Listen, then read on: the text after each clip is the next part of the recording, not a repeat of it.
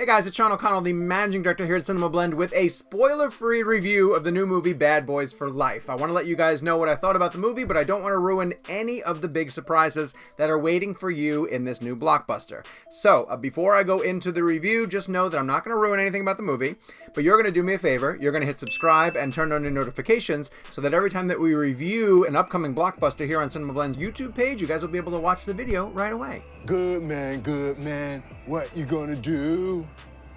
I want to preface this by saying that I love the Bad Boys franchise, and I'm so happy that Will Smith and Martin Lawrence are back in the characters of Mike Lowrey and Marcus Burnett. I'm a huge fan of the first one, and I think the second one, I understand what Michael Bay was doing, but it was pretty excessive and kind of a bloated example of what worked really well in the first movie.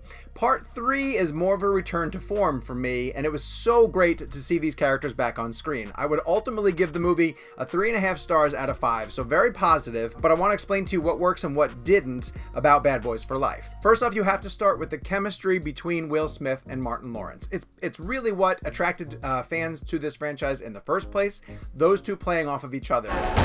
Hey! Oh, shit. Oh, Come on, man. you could get that buffed out. No, you can get that buffed out. Of course, they're doing an odd couple routine, which is nothing new in Hollywood. You have Mike Lowrey, Will Smith's character, who is the debonair sort of ladies' man, playboy who comes from money, but is a police officer because he's dedicated to doing the right thing, even though he doesn't really have to work. On the other side, you have Marcus Burnett, played by Martin Lawrence, who's more of the family man, has a wife and kids, is frustrated at home, frustrated at work. Oh, this is my wife's car. Cover the front door. She knows. She always knows. It's about how the two of them play off of each other. There's plenty of that on display in Bad Boys for Life, and it's almost like Will Smith and Martin Lawrence have been doing this for years upon years in between sequels, even though 17 years has passed since Bad Boys 2, and a full 25 years has passed since the first Bad Boys film. Totally unbelievable how these guys just basically slip right back into the roles, and most of the fun that comes from Bad Boys for Life is the way that they comedically play off of each other. Their banter is really quick, the jokes are a lot sharper than I expected, and I could just watch the two of them in different types of movies playing off of each other. Their chemistry is just that explosive. It's also kind of fun because the movie doesn't pretend that these two haven't aged as much as the characters actually have. It embraces a number of really spot-on jokes about how old they are. You were right about the glasses. I've been telling your ass for a year. Shit, Mike.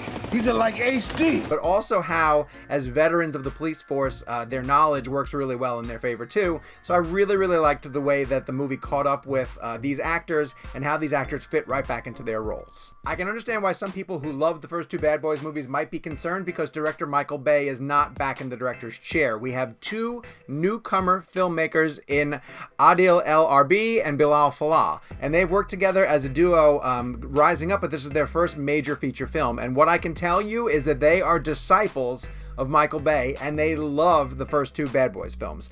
And it shows in the way that they stage their action. The action in this film is on par with the other two Bad Boys films. Now, listen, nothing is really going to top that Miami highway chase scene where the cars are dropping on top of Will Smith and Martin Lawrence. That is a high point for the franchise, and I'm not sure that anything is ever going to touch that. But right from the very beginning of this film, where Will Smith is racing through the streets of Miami with Martin Lawrence in the passenger seat, you realize that these guys know how to stage smooth looking and really frenetic but exciting action. You can understand everything that's happening. It's not that choppy sort of chaotic approach that other action directors take. They find really graceful and easy ways through their action set pieces, and the set pieces do escalate as the movie goes on. You come to this movie, a Bad Boys film, because you want the two leads to go after each other comedically, and you want to see some amazing action, and the movie absolutely delivers on both of those levels. So that means it's a perfect 5-star movie, right? Not exactly, and I'll explain why. The plot is really silly, and again, I can't really get into details because I don't want to give away some of the twists that are coming. And there's an adversary, a villain that they have to go after, and this villain has direct connections to the Bad Boys. And again, I don't want to give those away. Like, that's something you'll learn through the course of the movie.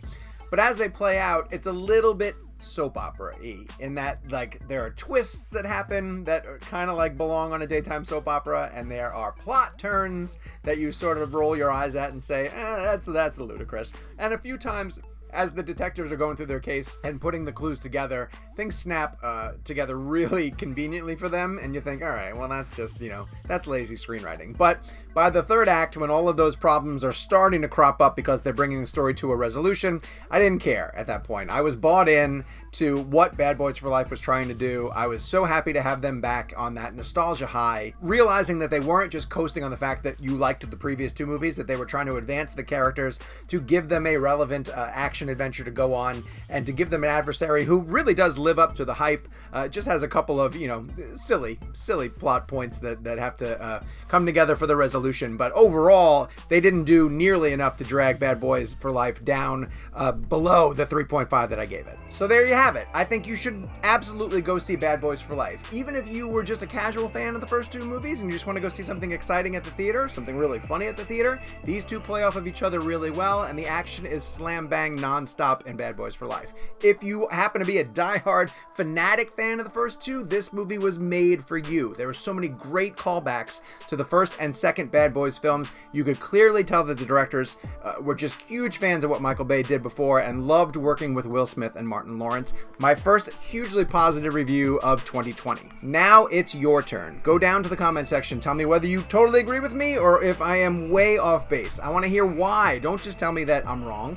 Give your reasons. We'll go back and forth. I'll go down to the comments. We can interact. While you're down there, do me a favor. Hit subscribe. Turn on your notifications. I know you guys like watching these videos that we post on CinemaBlend's YouTube page, and I want to make sure you don't miss any of them.